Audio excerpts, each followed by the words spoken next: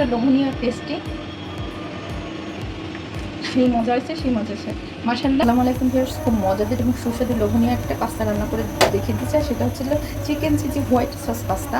আর তার জন্য আমি এখানে পানি নিয়েছি, পানিটা ফুটে গেছে, তার ভিতরে লবণটা দিয়ে দিলাম। এখন হচ্ছিল সয়াবিন তেলটা দিয়ে দিচ্ছি 2 চামচ পরিমাণ পাস্তাটা ফোটার জন্য। কারণ পাস্তা যখন আমরা ফুটিয়ে নেবো তখন এর ভিতরে লবণ দেবো, লবণটা দিলে কী হবে, পাস্তাটার ভিতরে ঢুকতে সেই পাস্তাটা খেতে খুবই মজা লাগে।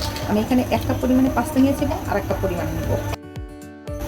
আমি এখানে মোট 2 কাপ পরিমাণে পাস্তা নিয়েছি। আর পাস্তা সিদ্ধের ক্ষেত্রে অবশ্যই একটু তেল দেবেন, তেল দিলে কী হয়, পাস্তাটার গায়ের সাথে গা মিশে না। আমরা অপেক্ষা করি সিদ্ধ হওয়া পর্যন্ত। ভিউয়ার্স, আমার পাস্তাটা কিন্তু সিদ্ধ হয়ে গেছে। এখন আমি পাস্তাগুলো উঠিয়ে নিচ্ছি। আমি কিন্তু পাস্তাটা ধুয়ে নিয়েছি, আপনারা চাইলে কিন্তু ধুয়ে নিতে পারেন। তো আমার পাস্তাটা দেখেন কত সুন্দর সিদ্ধ হয়ে গিয়েছে, একদম পারফেক্ট, ঠিক আমি যেভাবে চেয়েছিলাম সেভাবেই সিদ্ধটা হয়ে গেছে। এখন আমি মূল রান্নার পর্বে চলে যাই। এখানে আমি চিকেনগুলোকে ছোটো ছোটো করে কেটে নিয়েছি। এখানে আমি প্রায় 1 কাপ পরিমাণে চিকেন নিয়েছি। এখন আমি চিকেনের ভিতরে আদা বাটা নিয়ে নিলাম 1 টেবিল চামচ পরিমাণে, রসুন বাটা নিয়ে দিলাম 1 টেবিল চামচ পরিমাণে, 1 চামচ লাল মরিচের গুঁড়ো নিয়ে নিলাম, ভাজা জিরে গুঁড়ো নিয়েছি 1 টেবিল চামচ, সস নিয়েছি 1 টেবিল চামচ, কত লবণ নিয়েছি। সব কিছু দিয়ে খুব সুন্দর করে মেখে নেব। আমার চিকেনটা ম্যারিনেট করা হয়ে গেছে। আপনারা চাইলে চিকেনটা ম্যারিনেট করে 10 থেকে 15 মিনিট রেখে দিতে পারেন, তাতে কোনো সমস্যা না। আমি এখন একদম ইনস্ট্যান্ট বাই রান্না করে দেখিয়ে দিচ্ছি। পাস্তাটা রান্না করার জন্য আমি এখানে সয়াবিন তেলটা নিয়ে নিয়েছি 2 টেবিল চামচ। চিকেনটাকে আমি 5 থেকে 6 মিনিট সুন্দর করে রান্না করে নেব। চিকেনটাকে খুব হাই স্পিডে ভাজতে হবে। দেখুন অলরেডি কিন্তু পানি উঠে গেছে, কারণ আপনার লো তাপমাত্রায় চিকেনটাকে ভাজলে চিকেনটা ড্রাই হয়ে যাবে, আর ড্রাই হয়ে গেলে কিন্তু শক্ত হয়ে যাবে, তখন কিন্তু খেতে বেশি ভালো লাগবে না। আমি ক্যাপসিকাম দিয়ে দিচ্ছি, এখানে আধা কাপ পরিমাণে ক্যাপসিকাম আছে। আপনারা চাইলে এর ভিতরে গাজরও দিয়ে দিতে পারেন, তাতে কোনো সমস্যা নেই, ক্যাপসিকাম না থাকলেও কোনো সমস্যা নেই। তো এইভাবে করে আমি আরও 1 মিনিট ভেজে নিই। চিকেনটা হয়ে গেছে, আমি এখন চিকেনটাকে চুলা থেকে নামিয়ে নিচ্ছি। এখন আমি সসটা তৈরি করার জন্য এখানে আমি বাটার দিয়ে দিলাম 2 টেবিল চামচ, দিয়ে দিচ্ছি 2 টেবিল চামচ ময়দা। ওই যে জালটাকে একদম লো তাপমাত্রায় রাখতে হবে, তা না হলে পরে ময়দাটা কিন্তু পুড়ে যাবে, আর পুড়ে গেলে কালারটা চেঞ্জ হয়ে যাবে, তখন কিন্তু খেতে ভালো লাগবে না। তবে করে ময়দাটা বাটারের সঙ্গে খুব সুন্দর করে ভেজে নিতে হবে, তাতে করে ময়দার যে কাটা ঘ্রাণটা চলে যাবে। এখন আমার ময়দাটা ভাজা হয়ে গিয়েছে। এখন আমি এর ভিতরে দুধ নিয়ে নেব 2 কাপ পরিমাণে।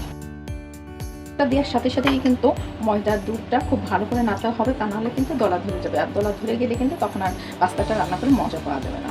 জালটা কিন্তু একদম লো তাপমাত্রায় রাখতে হবে, তা নাহলে তাটা কিন্তু দলা পাকিয়ে যাবে। এখন আমি এর ভিতরে দিয়ে দিচ্ছি চিলি ফ্লেক্স আধা চামচ, এখানে স্বাদমতো লবণ নিয়ে নিলাম, টেবিল চামচ পরিমাণে চিনি নিয়ে নিলাম। চিনিটা কিন্তু অবশ্যই দিতে হবে, স্কিপ করা যাবে না। আধা চা চামচ পরিমাণে গোলমরিচের গুঁড়া নিয়েছি, সাদা গোলমরিচের গুঁড়া, আপনারা চাইলে কালোটাও নিতে পারেন। কিছু মিশিয়ে নিচ্ছি, আর চুলার তাপটা কিন্তু একদম লোতে রেখেই কিন্তু আমার সসটা তৈরি করে নিতে হবে। হাই ফ্লেমে দিলে পরে কিন্তু সসটা গাঢ় হয়ে যাবে, তখন আমি আর পাস্তা রান্না করে মজা পাবো না। আমার সসটা কিন্তু অলরেডি দেখেন ঘন ঘন ভাব এসে গেছে। এখন আমি ভেজে রাখি চিকেনগুলোকে এর ভিতরে দিয়ে দিচ্ছি, আর চিকেনটা দিয়ে খুব সুন্দর করে নাড়াচাড়া দিতে হবে।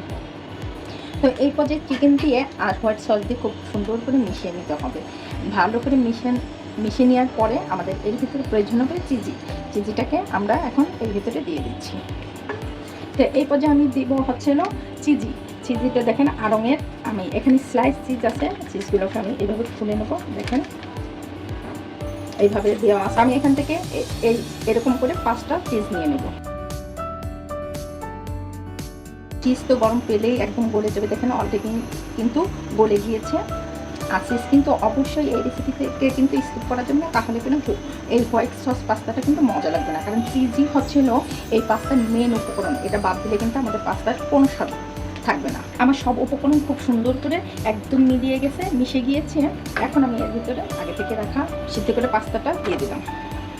এখন পাস্তা দিয়ে খুব সুন্দর করে নেড়ে চেড়ে একদম মিক্সড করে নিতে হবে। দেখেন দেখতে যেমন লোভনীয়, খেতে তো মাশাআল্লাহ অনেক মজার হয়েছে। তো বাসায় জাস্ট একবার এইভাবে ট্রাই করেন, দেখেন কতটা মজার আর কতটা সুন্দর লাগে। একটা লোভনীয় একটা খাবার। এই পর্যায়ে কিন্তু হাই লেভেলের জাল থাকবে না, একদম নর্মাল তাপমাত্রায় কিন্তু এই জালটা থাকবে। গিয়েছে, এখন আমি নামিয়ে নেই। আমার পাস্তা কতটা লোভনীয় লাগছে, একদম অল্প সময়ের মধ্যে কিন্তু অতিথি আপনার খুবই কার্যকরী একটা রেসিপি। তো আমি এখন নামিয়ে পরিবেশন করে দেখিয়ে দিচ্ছি এটা কতটা মজার আর লোভনীয় হয়েছে। আমার রেসিপিটা যদি আপনাদের কোনো উপকারে এসে থাকে, অবশ্যই আমাকে বেশি বেশি করে কমেন্টস করবেন, আমাকে সাবস্ক্রাইব করে আমার পাশে থাকবেন। আর ফেসবুক থেকে দেখে থাকলে অবশ্যই লাইক এবং ফলো দিয়ে রাখবেন। সহজভাবে আমি রান্না করে দেখিয়ে দিলাম চিজি হোয়াইট সস পাস্তা। সবাই ভালো থাকবেন, সুস্থ থাকবেন। নতুন নতুন কোনো রেসিপি নিয়ে আবার সামনে হাজির হবো। এটা লোভনীয় টেস্টি, সেই মজা হয়েছে মাশাআল্লাহ। আল্লাহ হাফেজ।